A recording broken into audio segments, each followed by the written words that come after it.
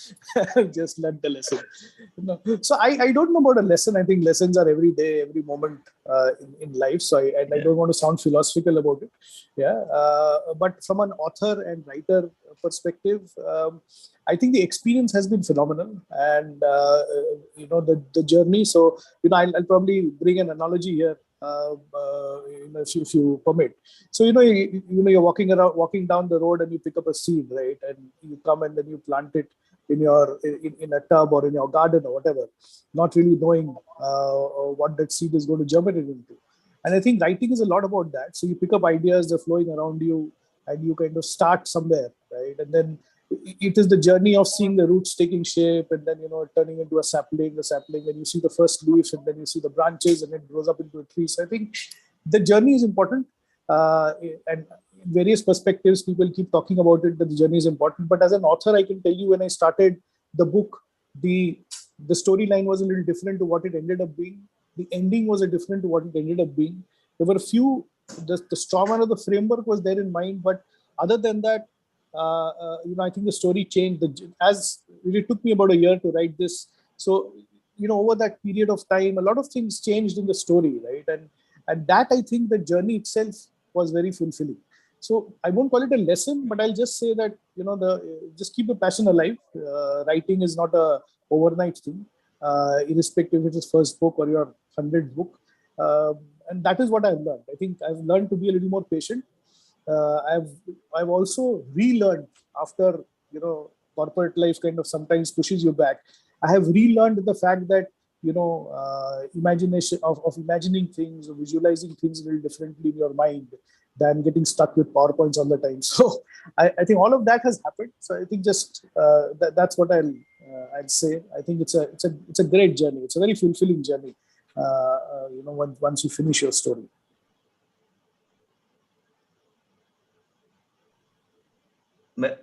Sonika, are you taking it? Should I go ahead? Oh, you please go ahead. Okay. So for me, it is not the lesson which I have learned, but the lesson which others have learned. And now that I am in touch with more than 200 authors through our literary agent, I have to take his name. It's the Book Bakers, and Kaushik and I come from the same fraternity. So meeting these authors for the first time, and when we have these regular book launches, we speak to each other, and there's so much knowledge which comes in a this small 10-minute module for us, 10-minute interaction with these 5-6 authors. And I, being a new author, I am immensely impressed by them, how they started writing the first book, what interaction and what response they got from the first book, and they still had the courage. I use the word courage after a lot of thought, still had the courage to write the second book, and the third, and the fourth, and the fifth. So it is nothing short of courage to write. Keep on writing. As Kaushik rightly mentioned, you have to have patience. The patience and the persistence to keep writing is something which I have learned. So I was thinking that, let the book be a blockbuster, or let the book be a top seller, bestseller, only then I'll start writing the second book. So that thing has changed in the last month. So I released my book only last month, right? So it has changed drastically, meeting these people and the experiences which they have gone through. Luckily, I can learn from them. Luckily, I can understand what they have gone through, and then imbibe that in myself and in my journey of being a writer. Right. So, Jessica, I would take up your question in two parts. Right. First, I'll let you know how has been my experience as an author, and then I'll let you know what the lessons that I have imbibed from being an author. So, for most people, writing is cathartic. Let's begin with this premise that we all start writing because it is like a catharsis to us. We give a lent out to our feelings. It's like venting out your personal emotions and all that. And as I mentioned earlier, I also started writing because I wanted to write about my late father, and it was cathartic to begin with, but what I experienced later on, that it has been an evolutionary process for me as a human being. I have evolved as a human being. There was a time when I would hardly interact with people. I was a very shy loner type of a person. And my writing gave voice to my thoughts.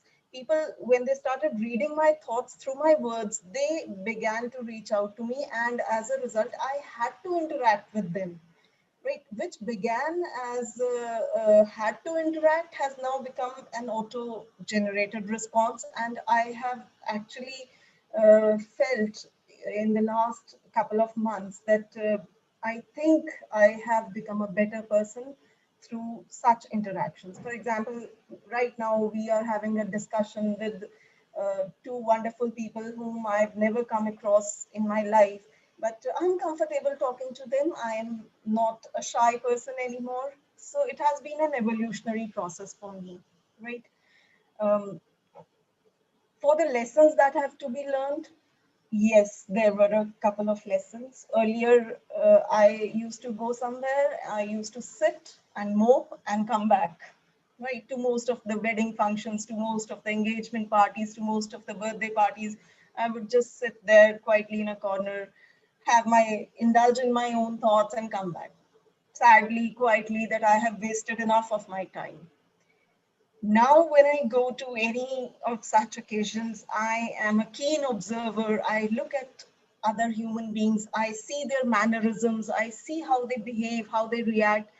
And that turns out to be a story for me.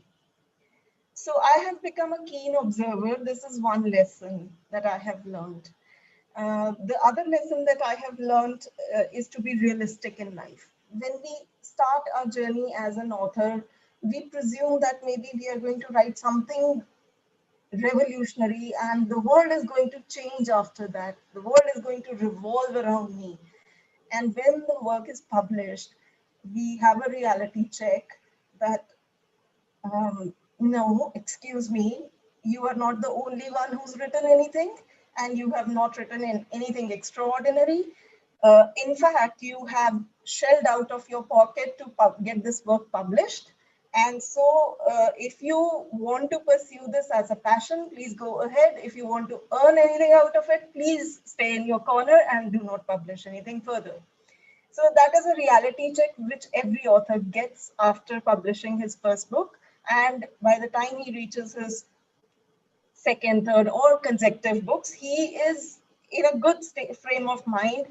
Okay, fine, I'm not going to sell, but this is for my own personal satisfaction. This is for my own evolution, for my fulfillment. So this is one pertinent lesson that I have learned as an author. And I've seen so many people. I went to a book launch recently. The man had published his 18th book, and still he had no qualms about not getting enough orders or not selling his books as much as he had expected. He said, this is just my passion. I want to write, I want to publish, and that's it. I don't care whether people read it or not. Yes, when people get a hold of your book or you present them with free copies, they would definitely compliment your writing, but they would not go out and purchase your works, right? Even if you keep on hammering them, it's available on Amazon, it's available on Flipkart, it's also available on Kindle. They will not go ahead and purchase it. Keep that in mind. That is one lesson that I have learned hard way. Thank you, ma'am. Thank you for sharing your experience. So, as we all know, the main motive of this discussion is to, motivate the young authors and writers. So, do you want to give any message to them or any motivation words to them?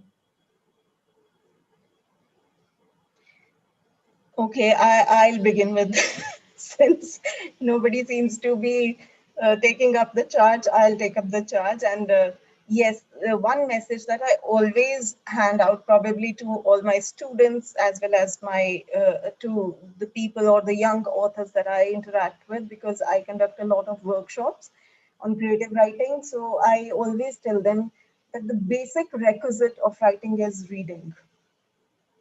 You cannot write until and unless you are full to the brim with reading. When you're full to the brim, only then words stumble out of your pen or your mouth. Unless and until you have read. See, recently there was this. I don't know where did I read this, but there was this post that Indians and especially Chinese people, they are very poor at reading. They hardly read every person, the books read per person in India and China, the number is very low. Whereas the highest is in, I think, Israel and probably some of the Scandinavian countries. They say that the average number of books read per person in Israel reaches up to 100 per year. They are so fond of reading. And Indians, yes, the context was that some European commented that whenever I go to an airport, the continental people, they are always sitting in a corner reading a book, while the Indians are busy with their the what you call them, duty-free shopping at the airport, or clicking selfies, or making a hullabaloo on the airport. So why don't they read? Right, reading is the basic requisite of writing. So the only message that I ever give to people is read, read, and read.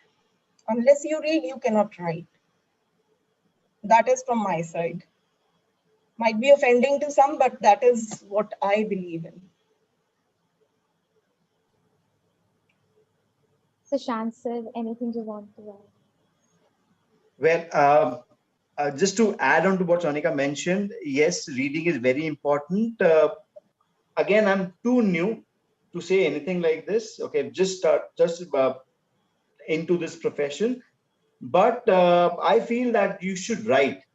Reading definitely is a part of it, but just write. If you have a good idea, if you have a good thought, if it's a short story, if it's a novel for that matter, write it out.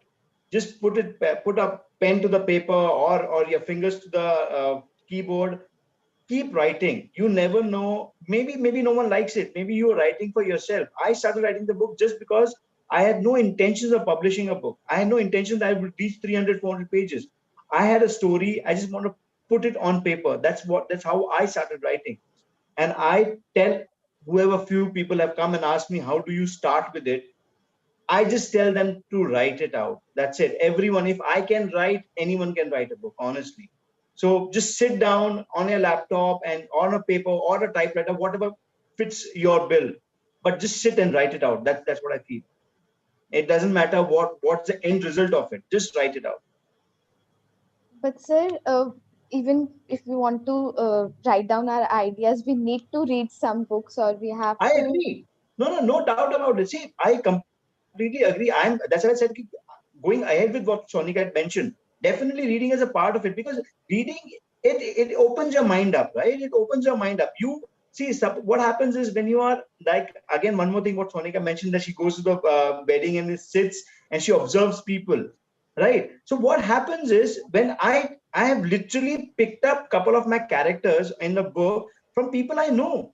So I have this character, like I will fuse this character with that character, fuse them together and make one of the characters of my book. So I have done that. So I don't need to read about it. So I knew that in my book I had a character like this, and when I was writing that character, writing that personality of the character, I had that person in mind. So fused them together and made a character that I didn't need to read about it. So reading is very utmost important, no doubt about it. But if you have a story, you just pen it down. Doesn't matter what it is, just pen it down. So I kind of quite agree to the reading habit. I think from whatever I've heard, all of us have been readers, and people who are able to influence, like our kids and family, etc. I think some of them we've probably converted to that. My only bit is that, like everything else, if you have a passion and if you don't let your imagination die, social media or whatever, I think if there is anything there, the world of imagination is actually yours. I don't think anybody in social media can come into that. It is your mind. So let it be where it is. Imagine your own characters, have fun with it. And if you are at some point wanting to pen something, then please go ahead and write about it. But let your imagination be where it is. Just enjoy the characters you create. Be it from wherever you pick it, okay, is up to you. But I mentioned earlier, I think the journey is important. And do it for yourself. And then later, as Sonika mentioned, if people want to pick it up and buy and read it and tell you that how good that story was, it is absolutely fantastic. But I think this is something that you do for yourself to start with. And then maybe, unless you're an influencer and you kind of want to write something which is social and all that, which would influence people. Otherwise, I guess it's a journey you must enjoy and you must really have fun with. Also, I want to share something that if we want to be a good writer, first we have to improve our vocabulary. Because when I have passed my 10th standard and there were 3-month holidays, so my father told me to improve your vocabulary. So he used to give me the newspaper, and he used to give me a task that you have to find 20 words which you didn't understand. You have to find the meaning of that. And through that, I have improved my vocabulary. And he used to tell me that read any article you like, any article, and write it about what you have understand. So through this thing, I have improved my writing skills a lot. So that's it. So before ending this session, I want you to give the feedback about today's event. Anything you like, or anything we should add more in this event. We can begin with Sashan, sir. Okay. No, I think this is a very good. See, honestly, I do not know that who all are attending this, but I think this is a very good exercise and very good attempt to actually getting to know people. Again, I would tell you that all the three panelists, which you are not on the same level, I am nowhere where Sonika is there and Kaushik is there. It's a privilege for me to be on the same stand where Sonika and Kaushik are there, honestly speaking. So it is more of a privilege for me than anyone else to be here. And this is an amazing attempt to understand what social media is. It's not a bad thing. You have to use it rightly. No doubts about it. And of course, it has its limitations. Of course, it has its drawbacks that it takes you away from books and the commitment that ways. So that's my 2 cents. Sonika ma'am. Right. So this has been probably the third consecutive year I've been coming on this platform, Rustle of Book Club, and Rahul Suri has been very kind to invite me year after year. I suppose I must have left a good impression on him. But thank you, Rahul. I don't think you need to add anything more to this. It's always a wonderful opportunity to meet upcoming and young co-authors like Shashant and Kaushik, and last year we met a couple of more authors, and then we always end up connecting on social media. That is one of the positive influences of social media. Please take that down. So all the authors with whom I've interacted prior to this session, in the previous years, we have been connecting through social media, and then we come to know about our latest works. We read about each other's works, and we, of course, felicitate them whenever they have something big they have achieved something big. So yes, it helps you, your community grow, your ilk grow. And I don't think, Rahul, you need to do anything further than this. I hope that our ideas reach out to your target audience or to the budding authors or young authors. That is the only expectation we have from this platform. Otherwise, I think it's a wonderful platform where we meet and interact with people like us.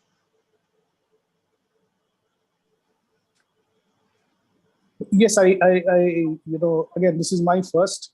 And while Shashank would say he was privileged, I think I have the same privilege. I guess Sonika here seems to be a veteran, and I must say that I started by saying I'll have some learnings, and I did. I guess those 5 imagery bits will stay with me, Sonika, while I'm not part of your class as such, but that will stay as a learning that I'm taking away from this. But it's a great platform. Shashant and I never met. We've spoken part of book bakers, etc. It was great to meet Sonika, and I think if we've added any value to anybody who's listening or who's watching this, I think it'll be really wonderful to feel that we've left some impact or some thinking for people. But again, keep reading. Whoever is listening to this, seeing this on social media, keep reading, keep writing. Keep doing what you enjoy. And I think stories are there all around us. Just pick up the one that you want to talk about. And yes, I would also like to add something to what I said earlier. See, it's very difficult for authors like me who come from a very small city. We are based in Ambala, and it's a very small city. We can hardly reach out to authors who are placed in Bombay or Delhi or Calcutta or anywhere in India, right? And we have all our exposure through probably the internet or through social media.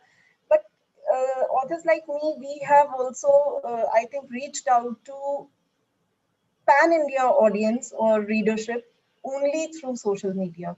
This has been a wonderful platform. Otherwise, I would not have imagined to reach out to Kaushik or Shashant, who are, I think, placed in Mumbai, though my husband works in Mumbai. So, but we are situated here in a very small city, and nobody would have known where Sonika Sethi lives or where she comes from. But when we interact on such platforms, we do come across each other, and we do get the chance to interact with people who are situated far off. So it's a wonderful platform. I think this is the best anybody could hope for. Thank you, Rahul, and your entire team. Thank you. Thank you for sharing your valuable feedback. So I would like to thank you all for attending this panel discussion, and we are very grateful that you have spared your valuable time and for gracing this function. Thank you so much. And I would also like to thank Rahul Suri and Aditi for making this event a great success, and all the known and unknown audience who are here listening to us. So they have also contributed for the success of this event. And before ending this session, I want you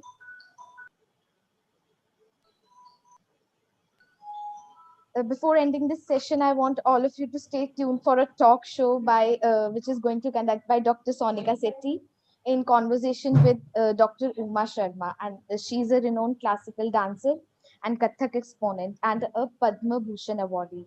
So Sonika ma'am is going to conduct that talk show from 2 p.m. So I would like all of you to join that session too. Oh, Jessica, there has been some change. The talk show has been rescheduled for 1 p.m. now. So I'll be talking to Uma Sharma ma'am at 1 p.m. So hopefully this has been conveyed to everybody. And thank you, Jessica. You have been a wonderful host. And of course, I think you are growing with each step that you are taking. I wish you all the best for your future. Thank you, ma'am. Thank you, Jessica. Thanks a lot. Thank you. Thank you, Jessica. Thanks, Rahul. Thanks for inviting us. Thank you so much.